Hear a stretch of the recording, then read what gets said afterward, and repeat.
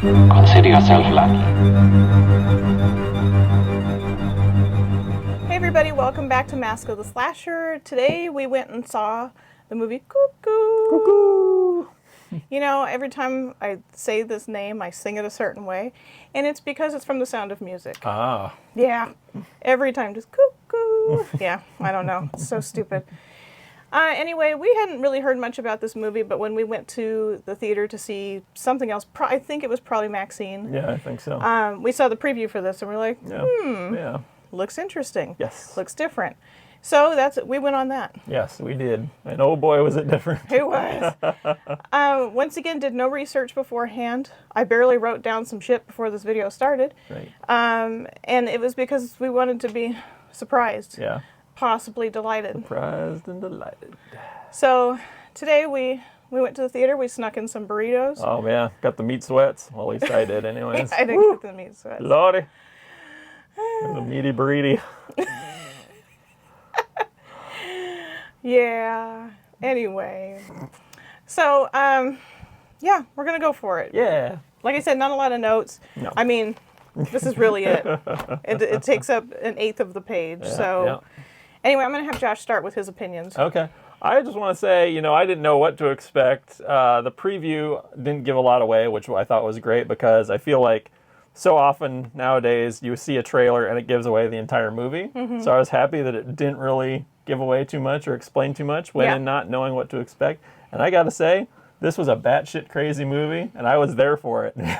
I could not like a movie that was as weird as this was. Yeah. This was far out. This was like if they, like you like those kind of like quirky indie movies. Mm-hmm. This was like quirky indie horror to me. Yeah. It was definitely barking up Krista's tree. Yeah. What I had noticed from the previews and what I was excited about is the main actress in there. Her name's Hunter Schafer, and she plays, what's her name, Gretchen in the movie. Right. And I knew her from Euphoria, the show that was on HBO. Yeah. So I was very excited to see that she was in something else because I really felt like when I saw her in Euphoria, she really could do a lot more. So it was fun for me to see her in something totally different from Euphoria, which is, it's interesting in itself. Yeah. So the movie was directed by Tillman, I think his name is, I can't even read my own handwriting. It's Tillman something or other. I'll put it on the screen. Old Tillman something or other. Old Tillman. One of my favorites. Yep, old Tillerson. Anyway, he also directed a movie called, I think it's Lose. Lose, yeah. It's L-U-Z, which we haven't seen yet, but now I'm intrigued. Yeah, exactly. I've seen it in passing on stuff, like streaming, but now we'll definitely have to watch it. And then the other person that was in it, the actor's name is Dan Stevens. I'm going to try not to butcher this, but his character's name was Herr Koenig. Yeah. German. And he was in Abigail, which we watched not that long ago, and we're not reviewing it because it was poo-poo. Yeah. Mid. It was mid. It's like the kids say these days. So, anyway, so there's some little facts for you. Okay, now my opinion on this movie. Yes. All right. First of all, we've discussed many times how I like warm tones and wood grain. Yes. And there was no shortage of this. No, there was not. This was based in Germany. And so it was all of that type of architecture. I refer to it in my tiny brain as IKEA architecture. But it is that kind of simplistic, clean lines, that kind of thing. Right. And it just made the movie extra cold. It made you uncomfortable from the beginning, and that's what they wanted you to feel because that is what the main character, Gretchen, was feeling. And spoilers. Yeah, spoiler alert. Now, there's not going to be a lot because my brain was having a hard time keeping up. So, but essentially the story just starts with Gretchen. She is riding with the movers, so that shows how much she didn't want to join this move. Yeah. With her father, her stepmother, and her stepsister. Her mom had recently died, and so she ended up moving with this other family that she didn't really want to move with. But she had no choice. Yeah. So she just instantly just feels uncomfortable, and the main dude, I'm not going to try to butcher his name again. Let's call him Boss Man. Yeah. The Boss Man. he owned a resort, and that's where they were staying, and supposedly her parents were doing the architecture for the new whatever. Yeah, the new resort. Yeah. He was just building a new one or building onto the one that he had. Yeah, that's what she thinks is happening. Right. Yeah. So, and just weird shit starts from the beginning. Oh, yeah. This movie is the epitome of slow burn, though. Oh, for sure. If you had to open up the dictionary for slow burn, and it'd be like, all right, there's this movie, you know. Yeah. I had somewhat of a hard time following along. I think it seriously was up until maybe the last half hour that it started putting it all together, which is kind of what they want to have happen. Yeah, oh yeah. But I just had a hard time understanding why they were doing this and how, and they left us in the dark just like they did Gretchen. Yeah. And so you felt just as lost as she did too. The director did an amazing job making you feel what she was feeling. Yeah, absolutely. Yeah, so, yeah. Yeah, and I think it was meant to be kind of disorienting and weird, you know, like, because, as you said, she didn't know what was going on, neither did we. They do a good job of explaining just enough for you to know what's going on. You know, they don't really give a lot of backstory on these creatures that are being bred and things like that. Yeah. Where do they come from? Are they offshoots of humans? Are they something? Are they mutants? What are they? They don't explain any of that. Where did they come from? Where did they go? Where'd you come from, Cotton Eye Joe? So I like the fact that it didn't. We've talked about this over and over again on this show.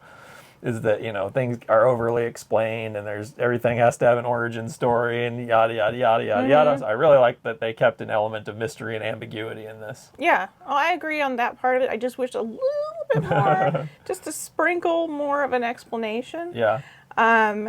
Because then I started to question, okay, was it the same situation? Was she killed off? Yeah. Because ultimately he said, oh, I sold the house and gave his daughter the money. And they really didn't want her there. Yeah. She was not supposed to be there.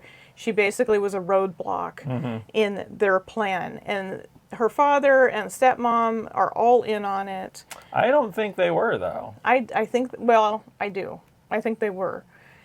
I don't think that they knew about the daughter per se, but she conceived that daughter on their honeymoon at that resort. Right. So I think that her confusion in all of this, I think that was more of because they gave her a drink, they gave her something else. Like before she was really overly calm and eerie. Yeah. And so it's just like, she just was irritated that Gretchen was there and wanted her out of the way of whatever their plan was. So I do feel like she was involved in it in some way. Maybe she didn't know how. Yeah. And because the youngest daughter, she kept having seizures and stuff like that. And it had nothing to do with her own brain. Right. It was just this creature calling. Yeah. Which kind of reminded me of like the siren song. Yeah. That's what, at first when I was starting to put things together, I was like, is that what this is? Is that what this creature is? Is a version of a mermaid or some weird shit like that, Right. But once again, it wasn't explained. Exactly. And they did say some stuff about, that these things have been around for a very long time and they just keep them alive. Right. So that's kind of weird in a way. I don't know. I'm on the fence about it. I think it was a decent movie. I think I need to watch it again. Yeah, I'd like to see it again for sure. So when it comes out on streaming, we'll watch it again. Yeah. Just so I can get more of an understanding and get all the stuff that I couldn't catch before. As I've mentioned before, I have an issue with being distracted in movie theaters. And there were folks about 4 rows down from us who could not get comfortable for the life of them. They were just all spread out it was just the weirdest thing. I'm like, bro, can you just sit down and relax? We just kept changing positions and eating snacks and just crazy shit happening down there. And I think most people eat snacks at theaters. Well, I know, but they had brought their own soda. Now, granted, we brought burritos. I understand. Their soda was loud. Okay, it was loud. Oh my God. It was a can. It was like, it was the world's loudest can of soda.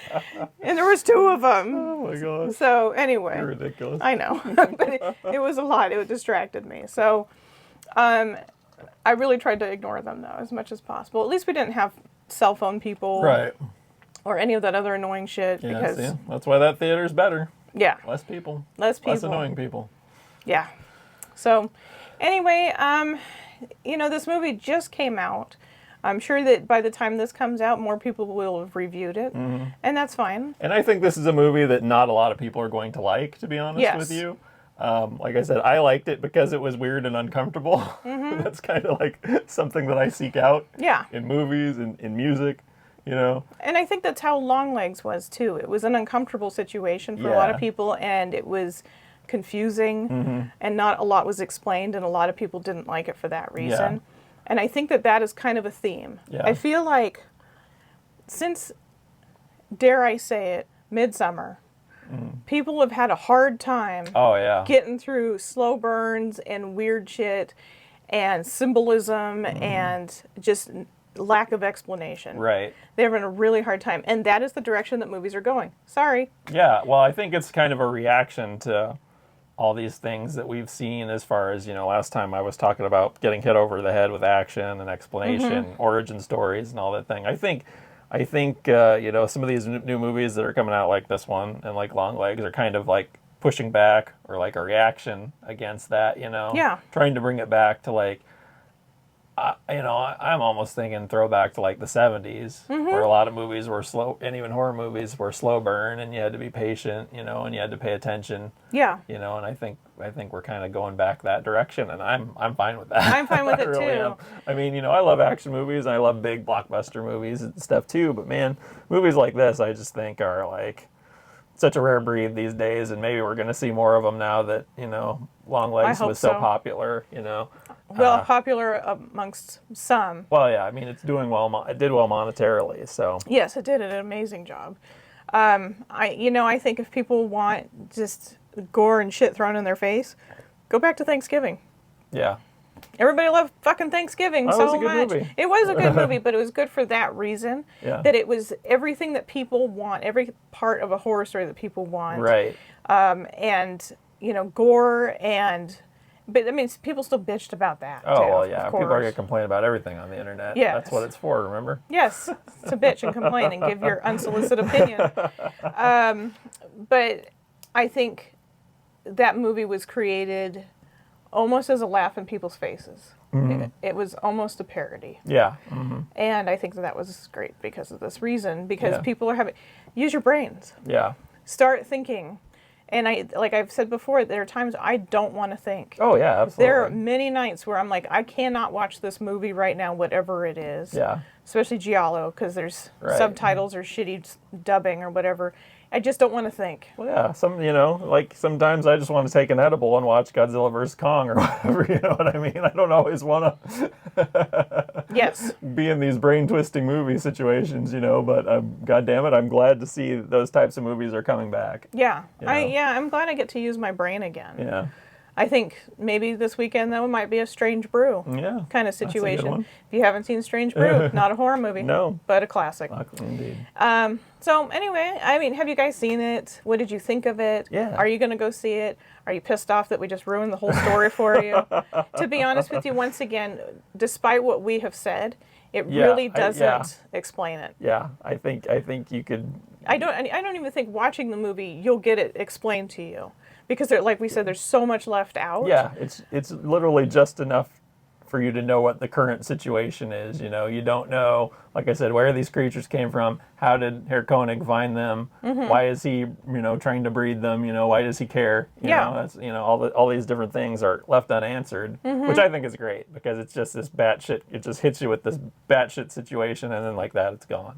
I thought it was halfway decent. Like I said, I want to watch it again to get my full opinion on it, just so I could see all the details that I missed, or, over digest every single moment of that movie so I can get it. Right. Just like I do with every freaking movie we watch. So anyway, let us know what you think. Yeah. I know this is probably a short video, whatever.